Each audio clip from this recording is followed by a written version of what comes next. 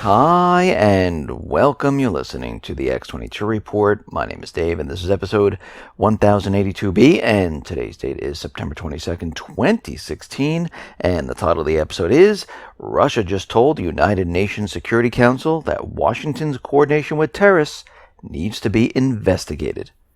Let's get into the economic collapse, political, and geopolitical news.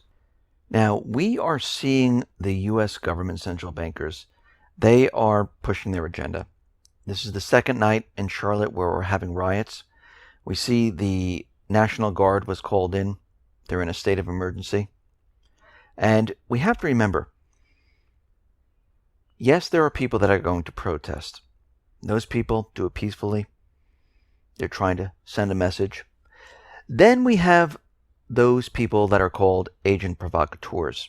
Those people join in with the crowds. Those people are funded by George Soros, many others, to create chaos, havoc in that area, where they'll destroy the local businesses. Now, the people that are protesting, who are peaceful, it makes no sense to destroy their businesses in their neighborhood. But outsiders who are agent provocateurs, they're the ones who go around and they loot, they destroy, because they're trying to get the people going. And we've seen this before in Ferguson. We've seen it before in Baltimore. And we know that the U.S. government central bankers, their whole agenda at this point is, of course, to federalize the police departments, which they've already been doing. But they want to create chaos right now, because we don't know what is going to be the catalyst for the president to declare some type of national emergency. We see many things happening right now. We have this multiple bombing, a lot of chaos there. They don't want to call it terror, of course, because that messes up their immigration policy. We see race riots, hoping they can spread this across the country, and maybe they can call a national emergency over this entire scenario. There's many other things that are happening. We don't know what they have planned, but we can see what they're trying to do. We can see that if these elections don't go the way they want, they're prepared and ready. And they're ginning everything up to get it started, because we have to remember, we're going into October now. We have 9 days left of September. We know there's going to be an October surprise. I think this is going to be a much larger surprise than everyone would ever think. Mentioned that yesterday on the report. And we can see right now that the situation is getting worse and worse as we move closer and closer to the elections. And it's not just the elections. The economy is imploding on itself. The Middle East, well, the U.S., it's done for them. The U.S. government central bankers, it is done in the Middle East. Of course, they're not going to admit that. But you can see right now the writing's on the wall. Syria and Russia, they have the upper hand. The people in Yemen, the people in Libya, people in Iraq, they have the upper hand. It's not the Islamic State. It's the people who are fighting against having a puppet government which was put into place by the U.S. government. They don't want this. And of course they call them the terrorists. That's what the United States government central bankers do. Those people, once they take over a country, they install a puppet regime. Anyone who objects, anyone who questions it, well, you're a terrorist now. Why do you think they passed the legislation where they were able to go after Al-Qaeda in any one of these countries? They weren't going after Al-Qaeda. That was the illusion. They were going after the people that didn't want their new puppet government in the country. They wanted them out. And we need to be prepared and ready for what is about to happen. And we should look at Puerto Rico right now. Because for 2 days in a row, 3.5 million people in Puerto Rico, they have no power. There was a substation fire that knocked out the service to the entire island. It's been 2 days now. So they're in the dark. And we know this is a real scenario because we know the infrastructure here in the United States is pretty much the same. The U.S. government central bankers, they haven't been improving the infrastructure in the United States. It's been deteriorating for many, many years. And there's been no improvements whatsoever. So we must look at this situation that's going on in Puerto Rico and say to ourselves, okay, they are out of power for 2 days. Remember, schools don't have power, hospitals, emergency generators. Kids aren't going to be going to schools because they'll be closed. Supermarkets, they can't run their refrigerators. Supplies will not be delivered. And we can see right now, this is a real scenario. And this is why we've been saying, get those solar-powered lights. Get batteries. Have food on hand. If you have a generator, you're going to need a lot of fuel. But you're going to have to get ready and prepared for what is coming. Because we know when they have the next big event, it's not going to be a little explosion here, a shootout over there. They're going to have to create something where it shocks America. It shocks the world. And we can see we're headed in this direction.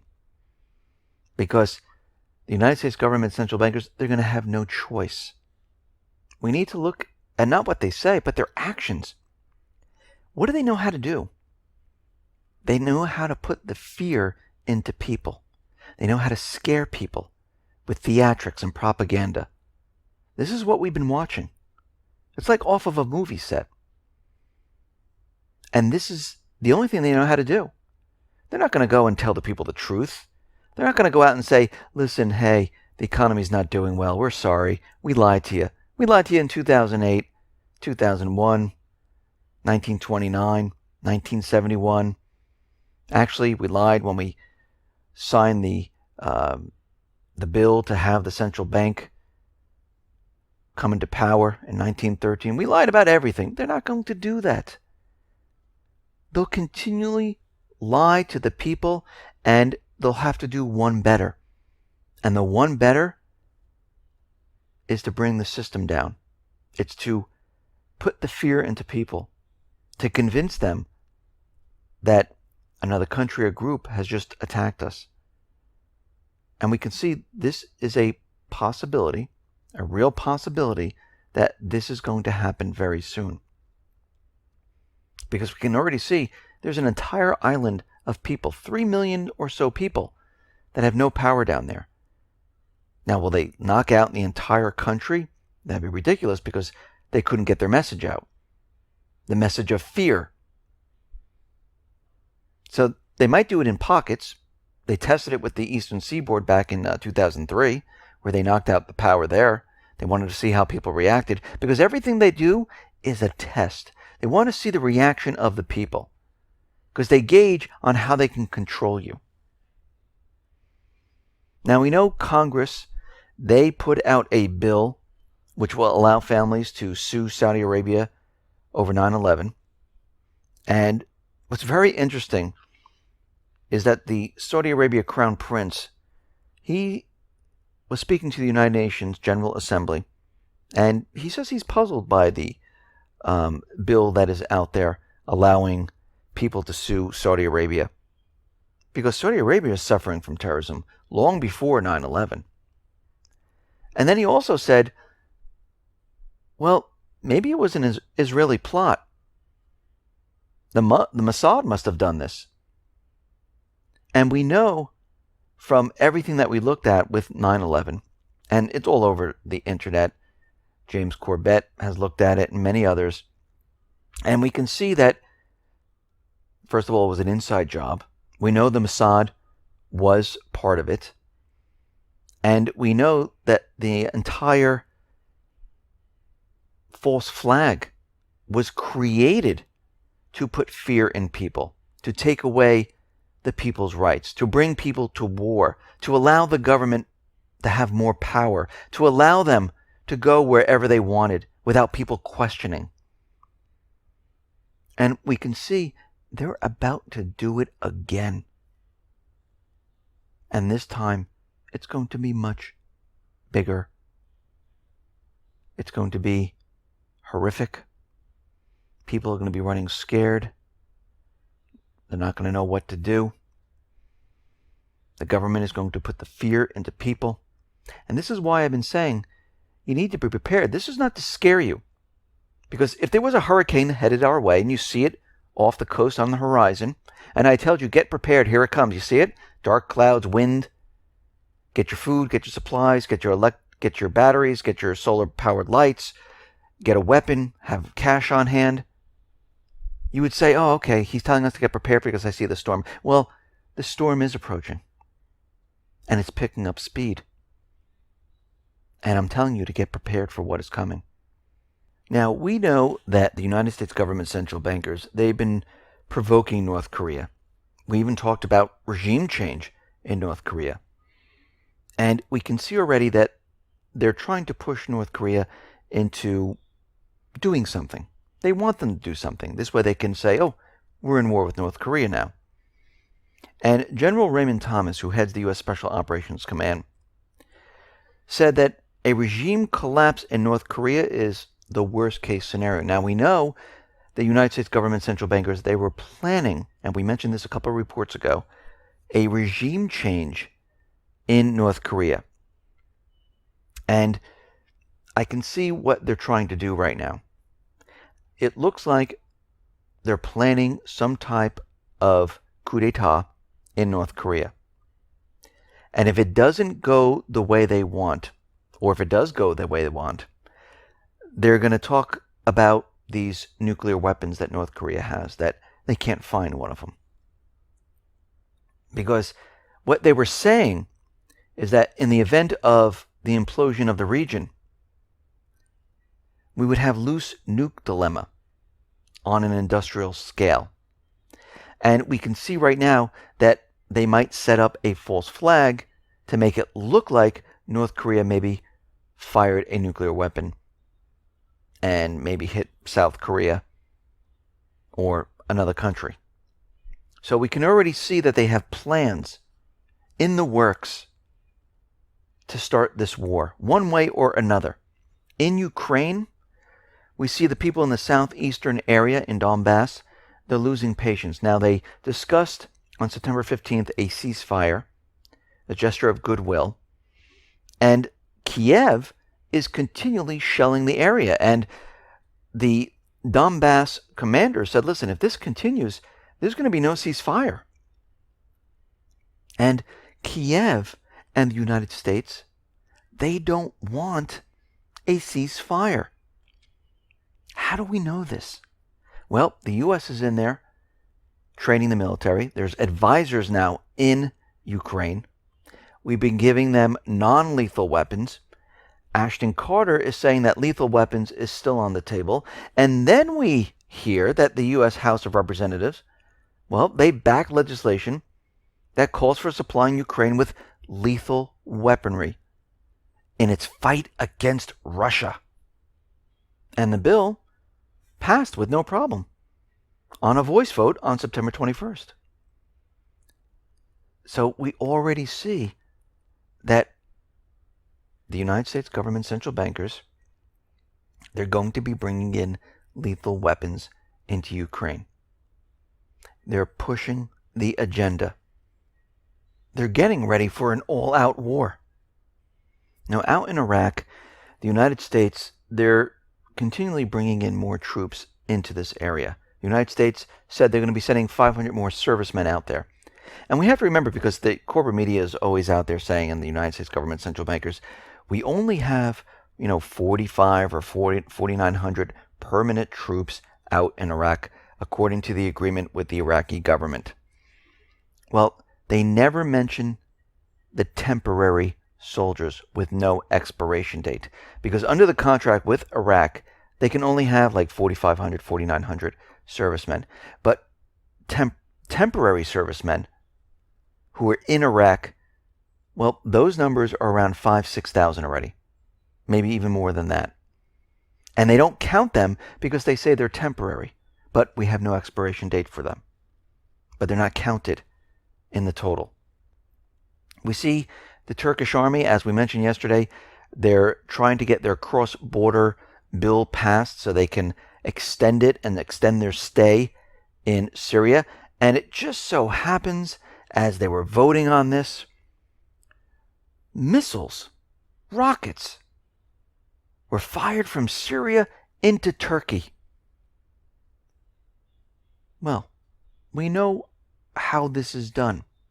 When there's a vote coming up or a bill that needs to be passed, we always see an event to help it pushed along.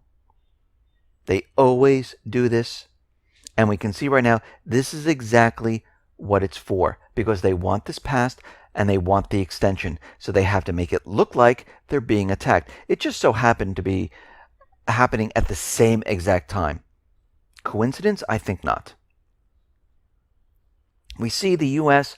is continually pushing the idea that Russia and Syria, they destroyed the UN humanitarian aid convoy. But right now, the U.S., well, they're not presenting any radar proof at this time. They're not presenting any other proof at this time. They have no evidence that it was Russia or Syria. They're taking the word of one or two individuals. And they're not backing it up with evidence. So when you look at the site where this happened, first of all, the trucks have no bullet holes. There's no craters around the trucks. There's nothing. And the convoy was in the moderate rebel area. So it looks like this was a complete setup. They unloaded half the cargo. The moderate rebels, whoever was in charge, part of this false flag, told them, listen, stay here. It was the middle of the night. And all of a sudden, explosions. Trucks were on fire. And we can see right now that the U.S. has no proof of this whatsoever. This is why the UN went ahead and said, listen, these weren't air attacks. These were attacks, but we can't say it was air attacks because we have no evidence to support this. The United States, do you have any evidence? No, we don't. We can't give you anything. Which is strange because we know the U.S. has satellites above monitoring the entire thing. We know if they did catch something, it would be plastered all over the corporate media. And as soon as it happened, they knew exactly who it was. Now, this happened at night, and the white helmets, they were on the ground, and they're the ones who usually give the information to the United States without any proof. And as soon as it happened and the fire was roaring, they came out and said, yes, it was Russia and Syria. How do they know? It was pitch dark. How do they know what happened? This was a complete staged event to get the no-fly zone. They are desperate right now. Russia right now says absolutely not. We are not implementing a no-fly zone. Now Lavrov, well, he came out in the UN Security Council and he is blowing the whistle on the United States government central bankers. And we know that this UN meeting is being held in New York this week. And he addressed the international community, and he came out and said that the U.S. coordinated with terrorist groups in Syria, and it warrants a full, impartial investigation. He says, these are not coincidences. We've been tracking them. They have undermined the ceasefire agreement in Syria, allowed ISIS and al-Nusra to launch successful attacks. He says, I'm not trying to make accusations. However, I am convinced that such coincidences call for serious analysis and investigation. He is letting the international community know that the U.S. is not fighting terrorism. They are the terrorists. This is a huge problem for the United States government central bankers, the neocons, the ones that want war. The rest of the world now is looking at the U.S. saying, what is going on here? We're not fighting terrorism because we're supporting terrorism? Most of these governments have no clue what's going on. The central bankers do. The U.S. government does. And we can see right now that this whole thing is unraveling. That means the U.S. government central bankers, they're going to become very, very desperate. This is the time that we should start to worry, because it is unraveling, it's falling apart, the economy is deteriorating, and the elections are coming up, and right now it doesn't look good for them. And this is when they become desperate. We see already that they're out there saying, yes, U.S. intel says that Russia was definitely behind the DNC hacks. Now, we know that they're going to be going after Russia. We can see what's happening already.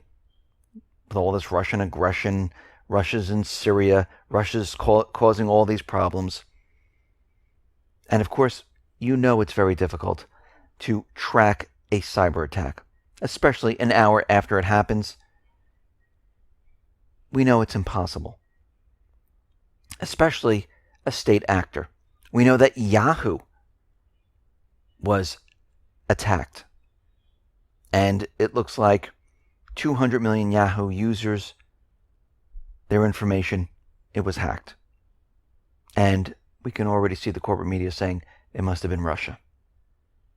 We see the White House was also hacked. Are we starting to see a pattern right now?